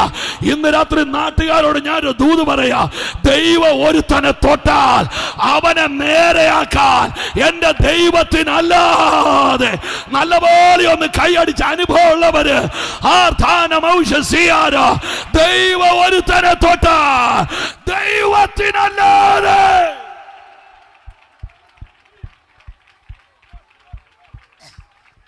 നീ ചെന്ന ആശുപത്രി ചെറുതായത് കൊണ്ടല്ല, അവിടുത്തെ മരുന്ന് കൊള്ളില്ലാത്തത് കൊണ്ടല്ല, തൊട്ടതെന്റെ ദൈവമാണ്. ആമേൻ. ഞാൻ വിശ്വസിക്കുന്നു ഈ കൺവെൻഷൻ കഴിയുമ്പോൾ ദൈവം തൊട്ട ചെറുത് സഭകളുടെ അകത്തേക്ക് ഓടിക്കേറുന്നത് നമ്മൾ കാണാൻ പോകുകയാണ്. നല്ലപോലെ ആ കൈയൊന്ന് ഉയർത്തിപ്പിടിച്ച് ഹല്ലേലൂയ. 18-ാമത്തെ ദിവസം നീര് വെച്ച് വീങ്ങി വീർത്ത് എൻ്റെ അപ്പനെ ആശുപത്രി കൈയൊഴിഞ്ഞു. വീട്ടിൽ കൊണ്ടുവന്നു. അമ്മ, ഞങ്ങൾ 3 മക്കള്. ഗതികെട്ടവന് ചേട്ടനില്ല, അനിയനില്ല, അളിയനില്ല, അമ്മാച്ചനില്ല, ഉപ്പാപ്പനില്ല. മുക്കോണം മുടിഞ്ഞ് ഉമ്മൻകുരുത്ത് പോയവന് ചേട്ടനില്ലെന്ന് അമേരിക്കയിൽ നിന്ന് വന്ന തോമാച്ചായൻ്റെ പേര് എല്ലാവരും പറയും. ഞങ്ങളുടെ തോമാച്ചാൻ വന്നിട്ടുണ്ടെന്ന്. എന്നാൽ മുടിഞ്ഞു പോയൊരു അവരാച്ചാൻ അപ്പുറത്തുണ്ട്, അതും അനിയനാ. അയാളുടെ പേര് ആരും പറയാത്തത് എന്താ? ആരോടും പറയണ്ട, ഞാനൊരു രഹസ്യം പറയാം. ബന്ധങ്ങളെല്ലാം മുഖം മൂടി വെച്ച കോമാളി വേഷങ്ങളാണ്. ഇവിടെ പണമില്ലാത്തവന് ചേട്ടനില്ലെന്ന്, വീടില്ലാത്തവൻ അളിയനില്ലെന്ന്, മുടിഞ്ഞു പോയവന്, തകർന്നു പോയവന് ബന്ധങ്ങളില്ലെന്ന്. എന്നാൽ ഏത് പുഴുത്തവനെ കെട്ടിപ്പിടിക്കുന്ന ഒരു ദൈവം ഉണ്ടെന്ന് പറയാൻ. ഇതിന്റെ പേരാണോ സുവിശേഷം? ഏത് തകർന്നവനെയും മാറോട് ചേർത്ത് പിടിക്കാൻ കഴിവുള്ള എൻ്റെ അപ്പന് സഹോദരങ്ങൾ 3, അമ്മയ്ക്ക് സഹോദരങ്ങൾ 4, രക്തബന്ധങ്ങൾ ധാരാളം, പുഴുത്തു കിടക്കുന്ന നാസാരന്ധരങ്ങൾ തുളച്ചു കയറുന്ന കഠോരമായ ദുർഗന്ധത്തിന് അടിമയായി ഒരു നേരം ആഹാരം കഴിക്കാനില്ലാതെ 9 യൂണിറ്റ് അരി കൊണ്ട് 5 പേരൊരു മാസം ജീവിക്കേണ്ട ഗതികേടിലേക്ക് എൻ്റെ വീട് മൂക്കിടിച്ചു വീണപ്പോൾ നാടില്ല, നാട്ടുകാരില്ല, സമൂഹമില്ല, വേണ്ടപ്പെട്ടവരില്ല, എല്ലാരും അകലുമ്പോഴോർത്താണ് അകലാത്ത ഒരുവൻ അടുക്കാൻ പോകയാ. 6 പ്രാവശ്യമാ അപ്പയും അമ്മയും കൂടി ആത്മഹത്യക്ക് പോയത്. കുപ്പിച്ചിൽ ഇടിച്ചു പൊട്ടിച്ച് ചോറിൻ്റെ ഉരുളക്കകത്ത് വെച്ച് വിഴുങ്ങി മരിക്കാൻ ഒരുങ്ങി, ഫ്യൂരിഡാൻ വിഷം കുടിക്കാൻ ഒരുങ്ങി. അമ്മയെ കെട്ടിത്തൂങ്ങാൻ വേണ്ടി അപ്പനും പുറപ്പെട്ടു. 2 പെമ്മക്കളെ ഒക്കത്ത് വെച്ച് കെട്ടി അമ്മ വീട്ടിൽ നിന്ന് പോയി. 6 മരണങ്ങൾ തോറ്റുപോയൊരു വീടാ എൻ്റെ വീട്. ഞാൻ ഉറപ്പിച്ചൊരു ദൂത് പറയട്ടെ, ദൈവം ഒരുത്തനെ കണ്ടാൽ അവൻ്റെ പ്രാണൻ ശരീരത്തിൽ നിന്ന് ഇളകാൻ ദൈവം അനുവദിക്കത്തില്ല. നിങ്ങൾ ബൈബിളെ വായിച്ചിട്ടില്ലേ? 18 വർഷമായി രക്തസ്രാവമുള്ളൊരു സഹോദരി. നിങ്ങൾ പത്രത്തിൽ വായിച്ചില്ലേ? ആക്സിഡൻ്റായ കൊച്ചി 20 മിനിറ്റ് ചോര വാർന്ന് റോട്ടിൽ കിടന്ന് മരിച്ചെന്ന്. ആക്സിഡൻ്റായ വണ്ടിക്കകത്തിരുന്നവൻ 30 മിനിറ്റ് ചോര വാർന്ന് വണ്ടിക്കകത്തിരുന്ന് മരിച്ചെന്ന്. അപ്പം ബ്ലീഡിങ് ഉണ്ടായാൽ 20 മിനിറ്റ് മതി മരിക്കാൻ. ആരോട് പറയാനാ ഇതൊക്കെ? ചോര വാർന്നു പോയാൽ 30 മിനിറ്റ് മതി മരിക്കാനെന്ന്. പക്ഷെ എനിക്കൊന്നും ഐ കാണ്ട് എക്സ്പ്ലെയിൻ. 12 വർഷം പിശാച് ചോര ഊറ്റിയിട്ട് മരിക്കാത്തൊരു സഹോദരി. ഓ ഹല്ലേലൂയ. ആമേ, ഇന്ന് രാത്രി ഞാൻ തറപ്പിച്ച് പറയാ, ആമേ, ദൈവം ഒരുത്തനെ കണ്ടിട്ടുണ്ടെങ്കിൽ അവന്റെ കണ്ണടയാൻ ദൈവം അനുവദിക്കത്തില്ലെന്ന് ഇന്ന് രാത്രി ഏതൊക്കെയോ വീട്ടിൽ അവന്റെ കരം നല്ല ശക്തിയോടെ കൈയൊന്ന് അടിച്ച് കർത്താവിനെ. Hallelujah, hallelujah, hallelujah. പോട്ടെ, വേഗത്തിൽ പറഞ്ഞു നിർത്താം. എല്ലാവരും കൈവിട്ടു. വീടിന്റെ മുറ്റത്ത് മരണം കാത്ത് കിടക്കുമ്പോൾ 2 സുവിശേഷകന്മാർ ഞങ്ങളുടെ വീട്ടിൽ വന്നു. പണ്ട് സഭകൾക്ക് ഔട്ട്റീച്ച് വർക്ക് എന്ന് പറഞ്ഞൊരു സാധനം ഉണ്ടായിരുന്നു, സുവിശേഷ പ്രവർത്തനം. ഇന്ന് സഭായോഗം കഴിഞ്ഞ് കാണാൻ ഠും ഠും എന്ന് പറഞ്ഞ് കാറിൻ്റെ ഡോർ അടയ്ക്കുന്ന ഒച്ചം കാണാം. ഇവൻ്റെ പോക്ക് കണ്ടെത്തുന്നു, ഇവൻ ചെന്നിട്ട് വേണം ഇസ്രായേലിന് ഗാസയിൽ ബോംബിടാൻ. എങ്ങോട്ടായി പോകുന്നത്, എന്തിനായി പോകുന്നറിയോ? ആരോടും പറയരുത്. 7 ദിവസം പഴക്കമുള്ള ചപ്പാത്തി ഫ്രിഡ്ജിനകത്തിരിപ്പുണ്ട്, അത് 2 പേരോട് വലിച്ചു കയറാൻ വേണ്ടി പോവുക. എന്നാ ഓട്ടോ അല്ലേ? ആമേ, ആ ദിവസം കർത്താവിൻ്റെയാ. കർത്താവിന് വേണ്ടി എന്തെങ്കിലും നിങ്ങൾ നശിക്കാനിരുന്നപ്പോൾ ഏതോ ഒരാൾ നിങ്ങളുടെ വീട്ടിൽ വന്ന് കയറിയില്ലേ? ഇതുപോലെ വേറെ ആരോ നശിക്കാനുള്ളപ്പം നിങ്ങൾ ചെന്ന് കയറേണ്ടതല്ലേ? ഓ വീടും വയലും തോട്ടവുമെല്ലാം നേടുവാനുള്ള സമയമിതല്ല. വീടും വയലും തോട്ടവുമെല്ലാം നേടുവാനുള്ള സമയമിതല്ല. കാടും മലയും ആവലോടോടി നേടുക നീ ആത്മാക്കളെ. ഓ തങ്ക നിണത്തിൻ വിലയല്ലയോ നീ, ചങ്ക് പോൽ നിന്നെ സ്നേഹിച്ചതല്ലേ. താളടിക്കരുത്, എനിക്ക് ശ്വാസമില്ല. തങ്കലേക ചിന്തയതാലേ പങ്കമെന്നെ മേവുക സുതയേ. ഓ തങ്കലേക ചിന്തയതാലേ പങ്കമെന്നെ മേവുക സുതയേ. രാവും പകലും പവിത്ര ജീവിത ശോഭയെ നേടി ശൂലേമിയെപ്പോ കാത്തിരിക്കാം നീ കാന്തൻ വരുമേ. ഉണരു സിയോനെ ശൂലേമിയെപ്പോ കാത്തിരിക്കാം നീ കാന്തൻ വരുമേ. ഭരണകൂടങ്ങൾ തകരുവതെന്തേ, അരാജവാഴ്ചയും നീങ്ങുവതെന്തേ. ഭരണകൂടങ്ങൾ തകരുവതെന്തേ, അരാജവാഴ്ചയും നീങ്ങുവതെന്തേ. ഭരണമേശുതാൻ കൈ ഉയർത്തി പിടിച്ചു പാട്. ഏറ്റിടുവാനായി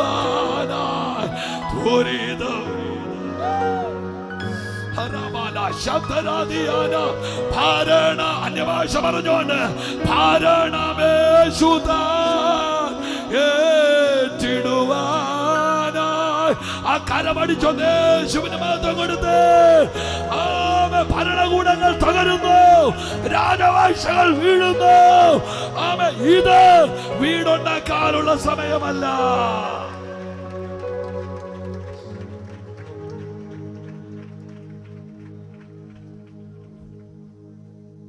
ഇതൊന്നും പറയാൻ പറ്റില്ല, എന്നാ പറഞ്ഞാലും പ്രശ്നം. ഇപ്പൊ ഇതിനകത്തിരിക്കുന്ന കുറെ പേരുടെ മനസ്സിലുള്ള ചിന്ത എന്നാന്നറിയോ?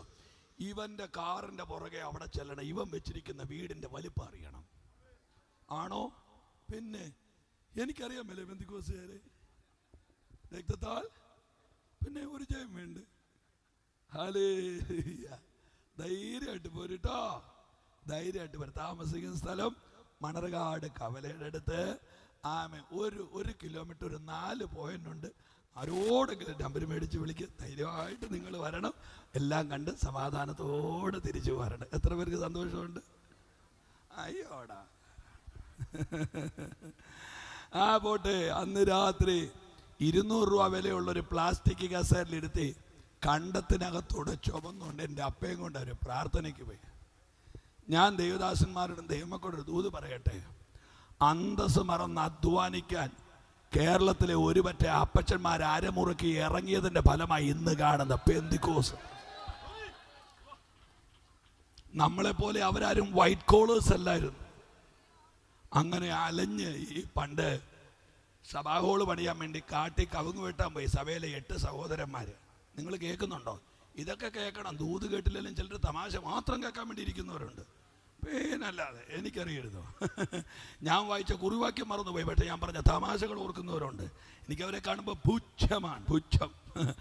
കാട്ടിൽ കവുങ്ങ് വെട്ടാൻ പോയി സഭയിലെ 8 സഹോദരന്മാർ എല്ലാം കൂടെ വലിയ ചൂടായി വെട്ടാൻ പോയി. അവിടെ ചെന്ന് നല്ല മണറാട് പള്ളിയുടെ കൊടിമരം പോലത്തെ ഒരു നീണ്ട കവുങ്ങും വെട്ടി അവർ 8 പേരും കൂടെ തോളെ വെച്ചുകൊണ്ട് കാട്ടിൽ കൂടെ നടന്ന് വന്നപ്പോൾ ഒരു കണ്ടത്തിൽ കൂടെ ക്രോസ് ചെയ്ത് വേണം ചർച്ചിൻ്റെ മുറ്റത്തിയല്ല.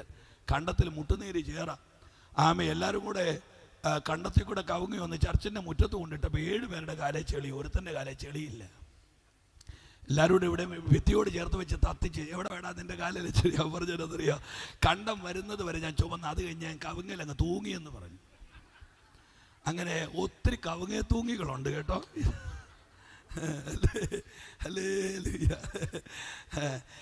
ഞാൻ ദൈവമക്കളോട് പറയുന്നു, സഭ വളരണമെങ്കിൽ മനസ്സ് മുറുക്കി അധ്വാനിക്കുന്ന കുറെ പേര് സഭയ്ക്കകത്ത് ഉണ്ടാവണം. നല്ലൊരാമയം പറഞ്ഞാട്ടെ ദൈവമക്കൾ, നല്ലൊരാമയം പറഞ്ഞാട്ടെ. സുവിശേഷീകരണം സഭയുടെ ദൗത്യമാണ്. ഒറ്റ വാക്കോടെ ഞാൻ കയറ്റി പറഞ്ഞേക്കാം, ദൈവമേ ആരും കേൾക്കാതിരുന്നാൽ മതിയായിരുന്നു. മക്കളെ പ്രസവിക്കാത്ത സ്ത്രീയെ നിങ്ങൾ മച്ചി എന്ന് വിളിക്കുന്നെങ്കിൽ ആത്മാക്കൾ ജനിക്കാത്ത സഭയ്ക്ക് നിങ്ങൾ പേരിടണം. 3 വർഷം ഇരുന്നിട്ട് ആരെയും മുക്കാൻ കിട്ടില്ലെങ്കിൽ സെക്രട്ടറിയുടെ ഒരു കൊച്ചിനെയും ഖജാഞ്ചിയുടെ 2 കൊച്ചിനെയും പിടിച്ച് മുക്കി വെച്ച് പ്രാണനും കൊണ്ട് ഓടുന്ന ഒരു ഓട്ടം ഉണ്ടല്ലോ, ആരെയോ ബോധിപ്പിക്കാൻ വേണ്ടി. ഇതൊന്നും കർത്താവ് സൈൻ ചെയ്യുമെന്ന് എനിക്ക് തോന്നുന്നില്ല.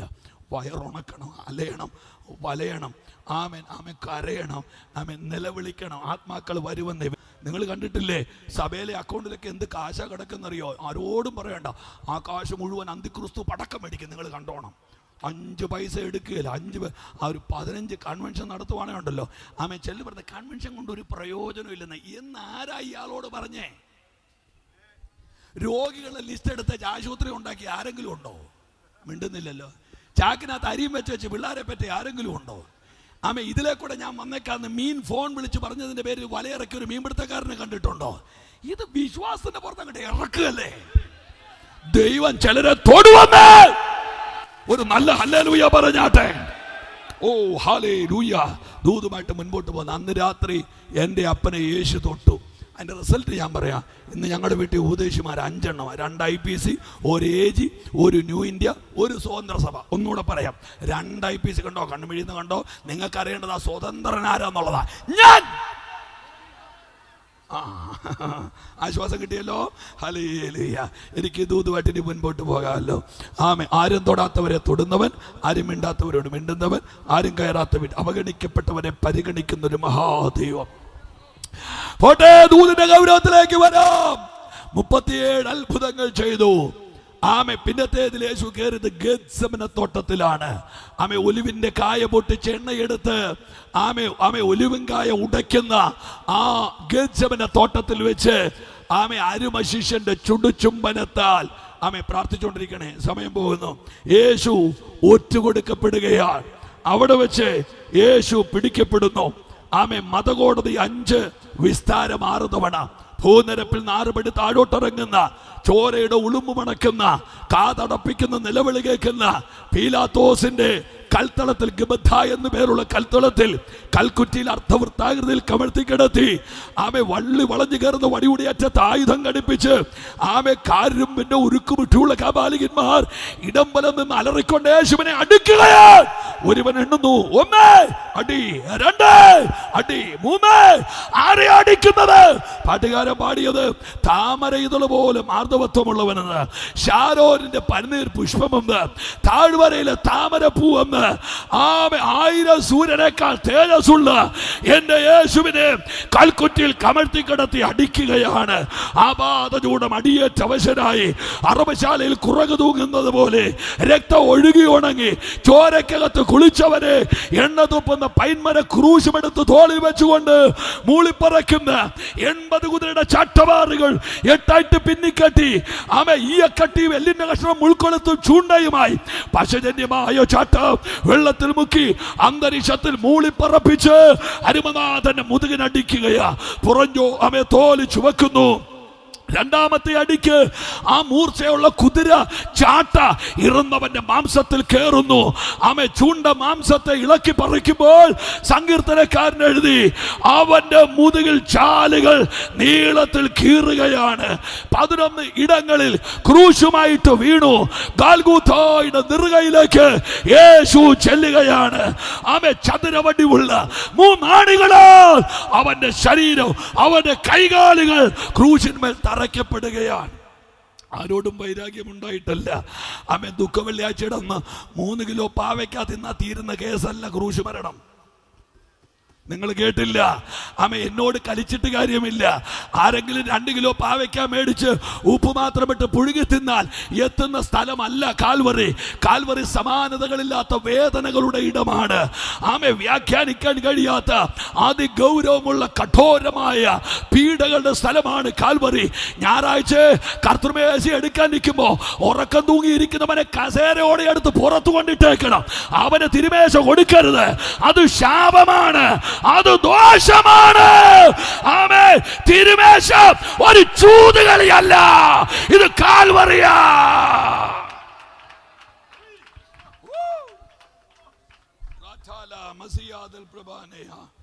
നിങ്ങൾ നോക്ക്, ഗാൽഗോഥായുടെ നെറുകയിൽ 3 ആണിമേൽ ഒരു ശരീരം തൂങ്ങിക്കിടക്കുകയാ. ഓ 3 ആണിമേൽ തൂങ്ങിടുന്നയ്യോ, മണ്ണിനും വിണ്ണിനും മധ്യയായി ഏഴയ്ക്കായഹോ.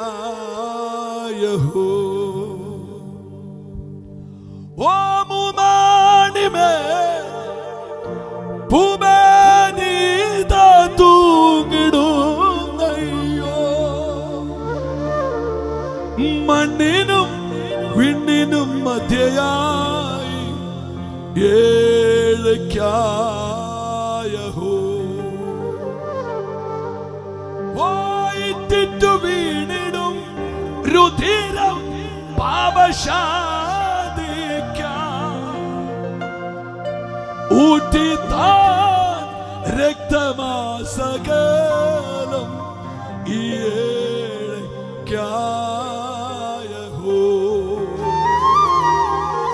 കാൽവരി മാമല മുകളിൽ കാണുവതെന്തോ, ദേവകുമാരൻ എന്റെ പേർക്കാ തൂങ്ങിടുന്നയ്യോ.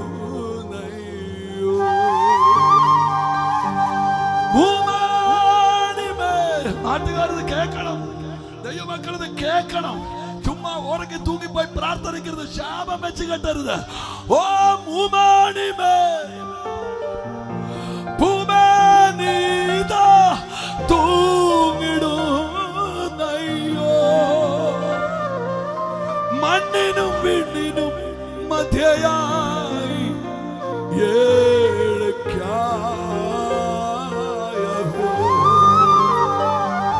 കാൽവരി മുകളിൽ കാണുവതെന്തോ,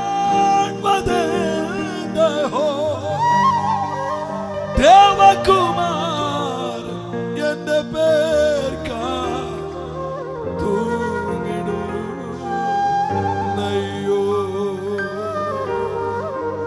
കണ്ടോ ക്രൂശിൽ ഒരുവൻ കിടക്കുന്നത്, അറവുശാലയിൽ രക്തം ഒഴുകി ഉണങ്ങിയ ഒരു കുറക് തൂക്കിയിട്ടിരിക്കുന്നത് പോലെ.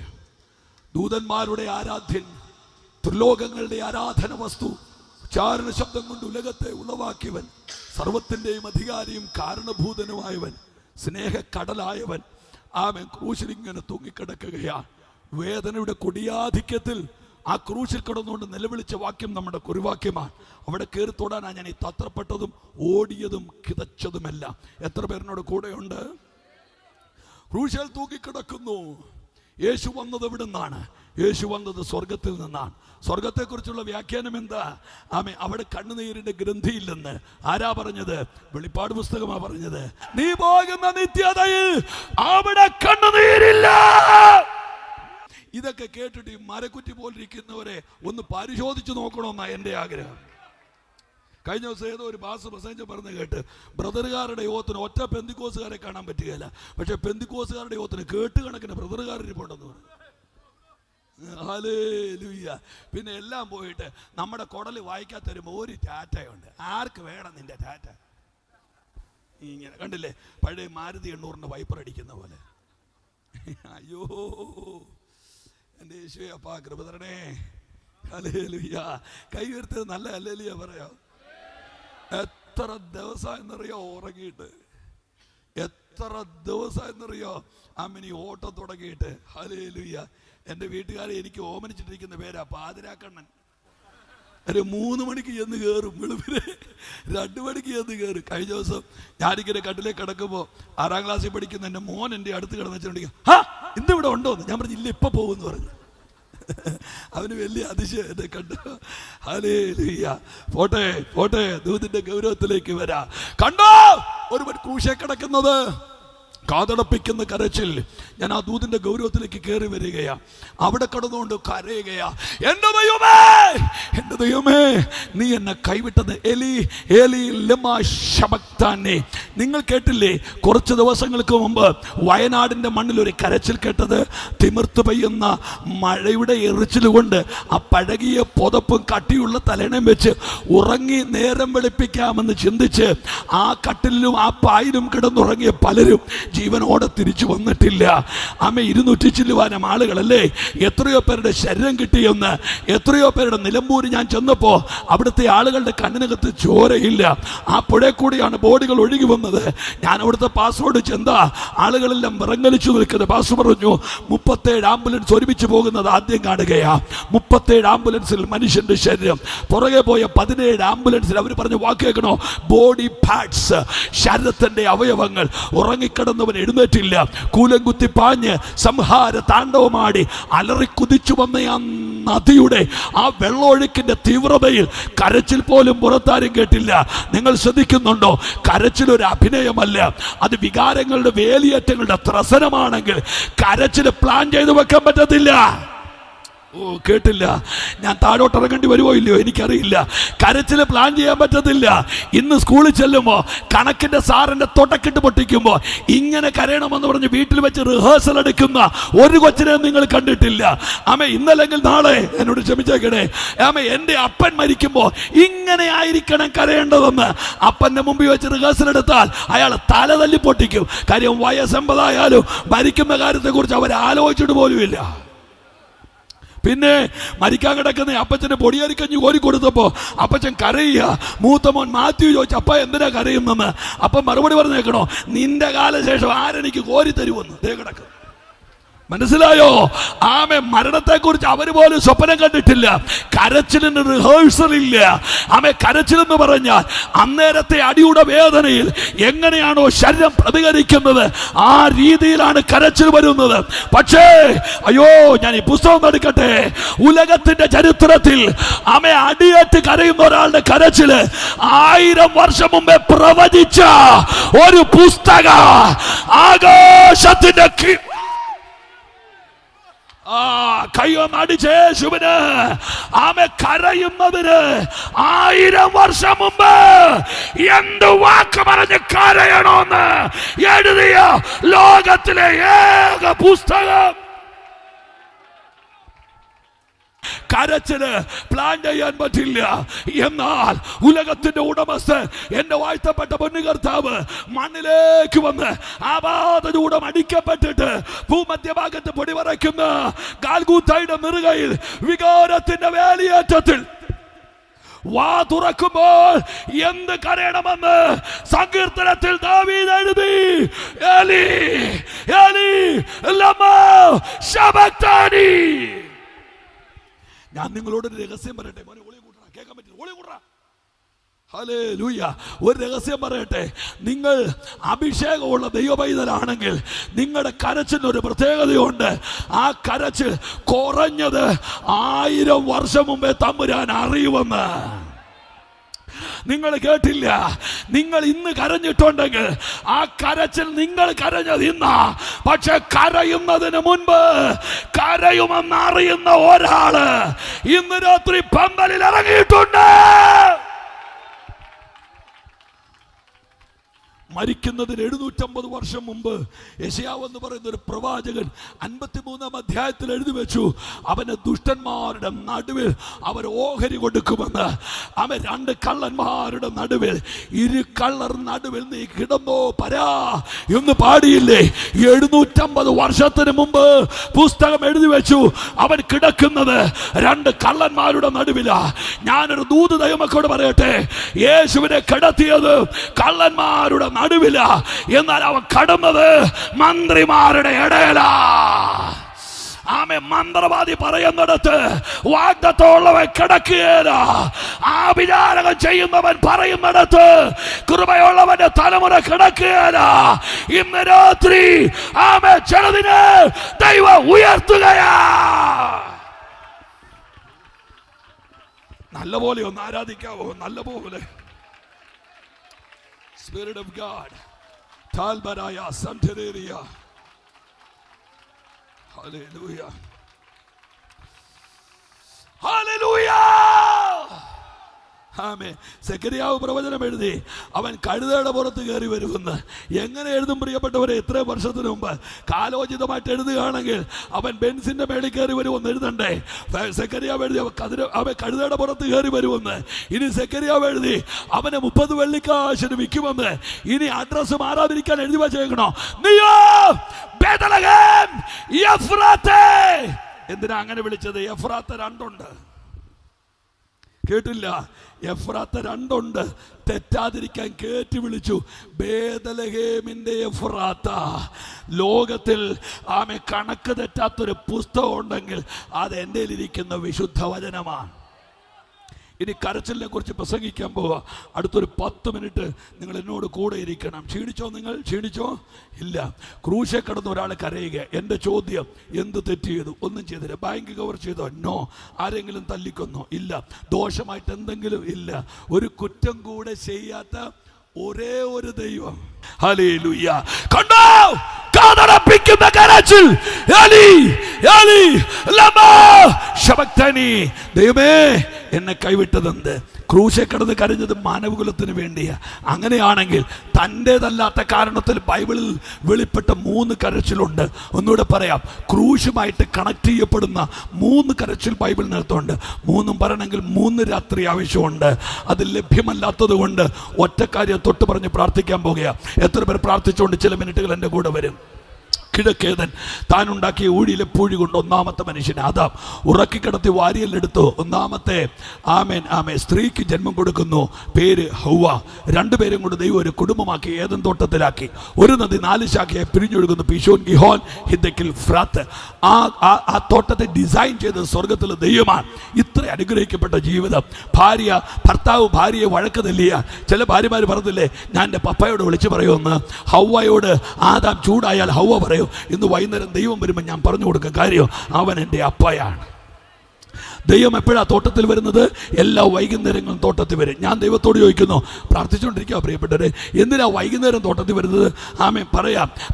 ഈ സൈക്കാട്രി പറയുന്നത് ഒരു മനുഷ്യൻ്റെ ഒരു ദിവസത്തെ ചംക്രമണത്തിൽ ഏറ്റവും കൂടുതൽ ആൻസൈറ്റിയും ഏറ്റവും കൂടുതൽ ഡിപ്രഷനും ഏറ്റവും കൂടുതൽ സ്പിരിറ്റ് ഓഫ് ഫിയറും ഒരു മനുഷ്യനെ ഗ്രസിക്കുന്നത് വൈകുന്നേരങ്ങളിലാണ്. പടിഞ്ഞാറൻ ചക്രവാളത്തിൽ സൂര്യൻ താഴുമ്പോൾ, ഇരുട്ട് കയറി വരുമ്പോൾ എല്ലാ മനുഷ്യരെ അവർ പോലും അറിയാത്ത എന്തോ ഒരു നിരാശ, അടിവേറില്ലാത്ത കാരണമില്ലാത്തൊരു വേദന, ഒരു ഭയം, ഒരു അസ്വസ്ഥത. രാവിലെ പനിയുള്ളവർ വെറുതെ നടക്കും, വൈകുന്നേരം ആകുമ്പോൾ പനിയുള്ളവർക്ക് പനി കൂടും. രാവിലെ ചുമയുള്ളവർ വെറുതെ നടക്കും, വൈകുന്നേരം ഇരുന്നിരുന്ന് കുത്തി ചുമയ്ക്കുന്നത് കാണാം. ഏതോ ഒരു ഭീകരത, പെരുമ്പാമ്പ് ഇരയെ പിടിക്കുന്നത് പോലെ, അസ്ഥി ഒടിക്കുന്നത് പോലെ വൈകുന്നേരങ്ങൾ മനുഷ്യനെ ഗ്രസിക്കും. ദൈവം പറഞ്ഞു കേൾക്കണോ, നിനക്ക് ടെൻഷനുള്ള സമയത്ത് ഞാൻ നിന്റെ കൂടെ നടക്കാം. നീ നിരാശപ്പെടുമ്പോൾ ആംബിത്തിയോ ഞാൻ നിന്റെ ഒപ്പം നടക്കാം. ഞാൻ ദൈവമക്കളോട് പറയുന്നു, സങ്കടങ്ങൾ പ്രവചനം കേൾക്കുക അല്ല ചെയ്യേണ്ടത്, സങ്കടങ്ങൾ ദൈവ സാന്നിധ്യം അനുഭവിക്കുകയാണ് ചെയ്യേണ്ടത്. കരമുയർത്തി എത്ര പേര് ഹല്ലേലൂയ പറയുന്നു? ഒന്നാമത്തെ മനുഷ്യനെ ദൈവം തോട്ടത്തിലാക്കി. ഇത് നിങ്ങൾ ശ്രദ്ധിച്ചേ പറ്റൂ. ആ കരച്ചിലിന്റെ മർമ്മം മാത്രം പറഞ്ഞ് ഞാൻ പ്രാർത്ഥിക്കുക. നിങ്ങൾ ശ്രദ്ധിക്കുക. ആദമിനെ ഹവ്വയും തോട്ടത്തിലാക്കി. ആ തോട്ടത്തിനകത്ത് പാമ്പ് വരുന്നു. ആമേ, സാത്താനെന്നോ പിശാചെന്നോ ലഗ്യോനെന്നോ ദുഷ്ടശക്തിയെന്നോ നിങ്ങളുടെ മാനസിക അവസ്ഥക്കനുസരിച്ച് പേര് കൊടുത്തോളൂ. തൽക്കാലത്തേക്ക് ഞാൻ പാമ്പെന്ന് വിളിക്കുന്നു. ഒരു മരത്തെ ചുറ്റിയിരുന്ന് ഹവ്വയോട് ചോദിച്ചു, എന്തുകൊണ്ട് വിശേഷം? ഹവ്വ പറഞ്ഞു, ഒന്നുമില്ല, സുഖമായിട്ടിരിക്കുന്നു.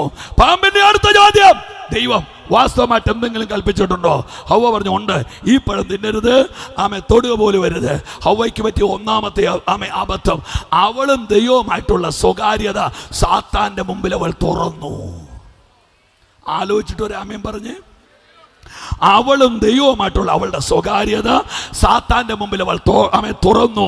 ഞാൻ ദൈവമക്കളോട് പറയുന്നു, ദൈവം നമ്മുടെ സ്വകാര്യതയാണ്, അത് സാത്താനോട് ഷെയർ ചെയ്യാനുള്ളതല്ല. എത്ര പേര് ആമേൻ പറയുന്നുണ്ട്? നല്ലപോലെ ആമേൻ പറയുന്നവർ എത്ര പേരുണ്ട്? ഹല്ലേലൂയ. സാത്താനേ, പഴം തിന്നരുത്.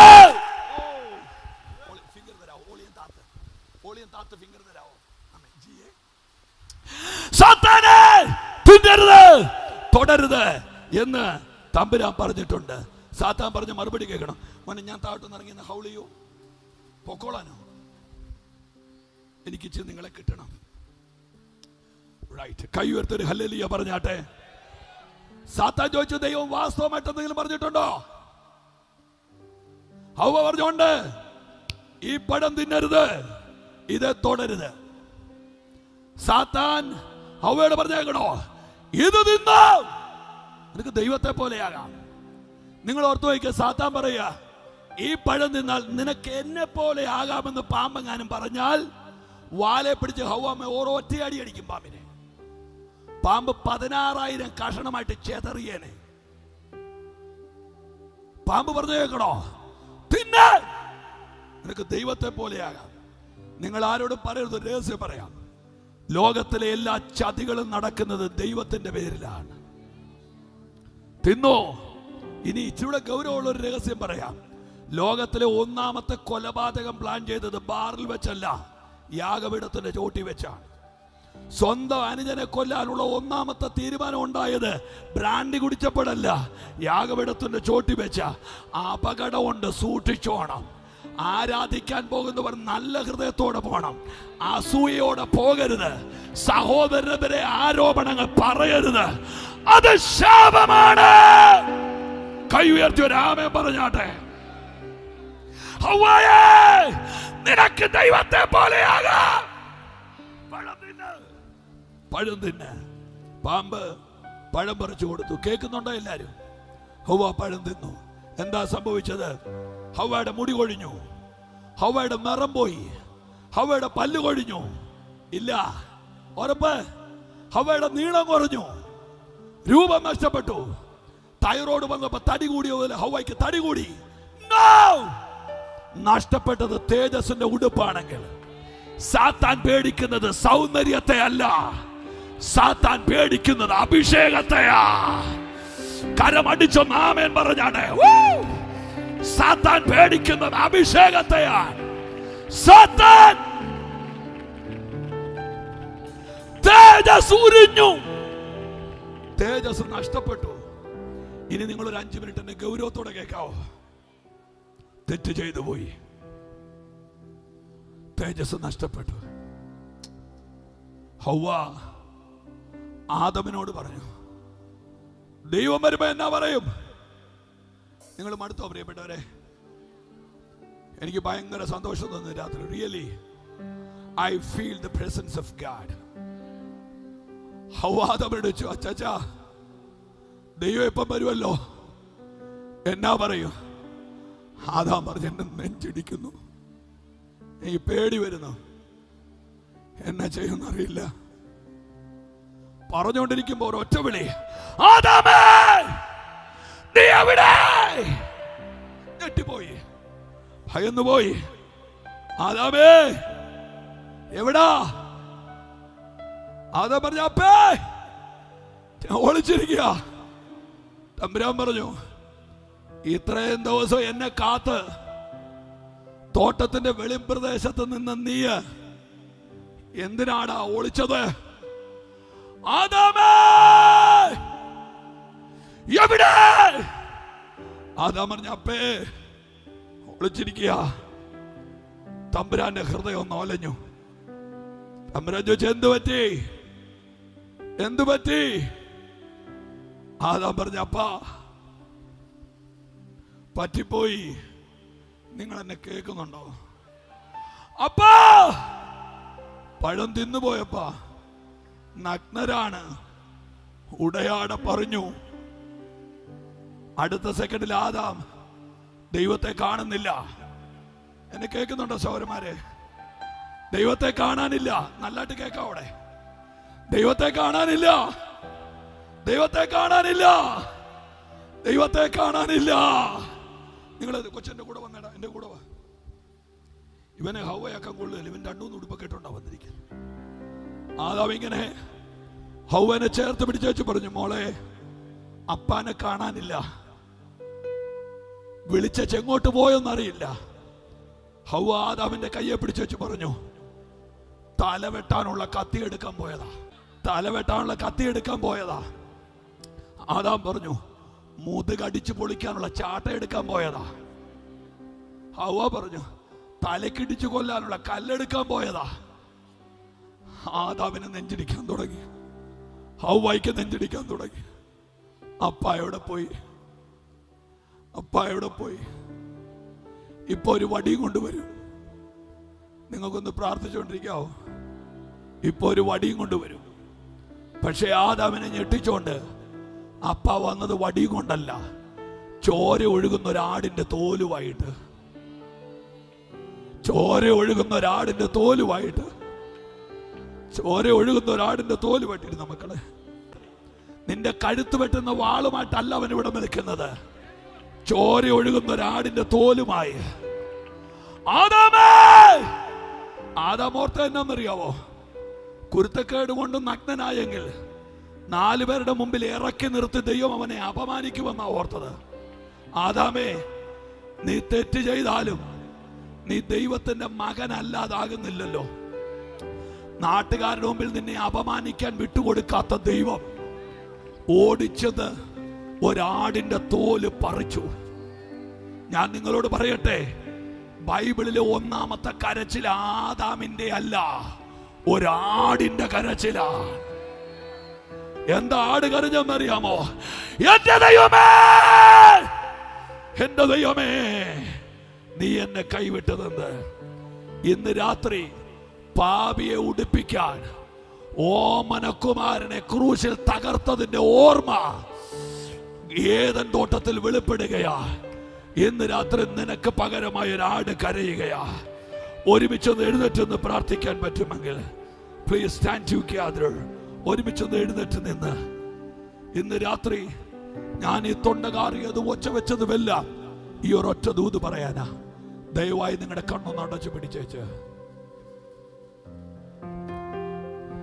ഇന്ന് രാത്രി നീ അപമാനിക്കപ്പെടേണ്ട സ്ഥാനത്ത് നിനക്ക് പകരമായി ഒരാടിന്റെ തോലുരിഞ്ഞു. ആരാണ് ആട്? ഏതാണ് ആട്? യോഹന്നാൻ പറയുന്നു, ലോകത്തിന്റെ പാപത്തെ ചുമക്കുന്ന ദൈവത്തിന്റെ കുഞ്ഞാട്. ക്രൂശിന്മേൽ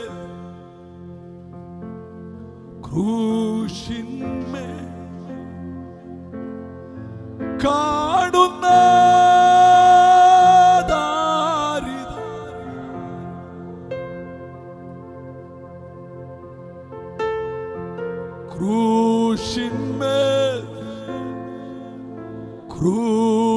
ക്രൂശിന്മേൽ കാണുന്ന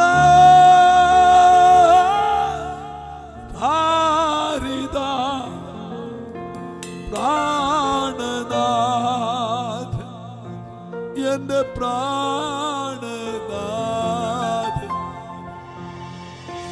എൻ പേർക്കാ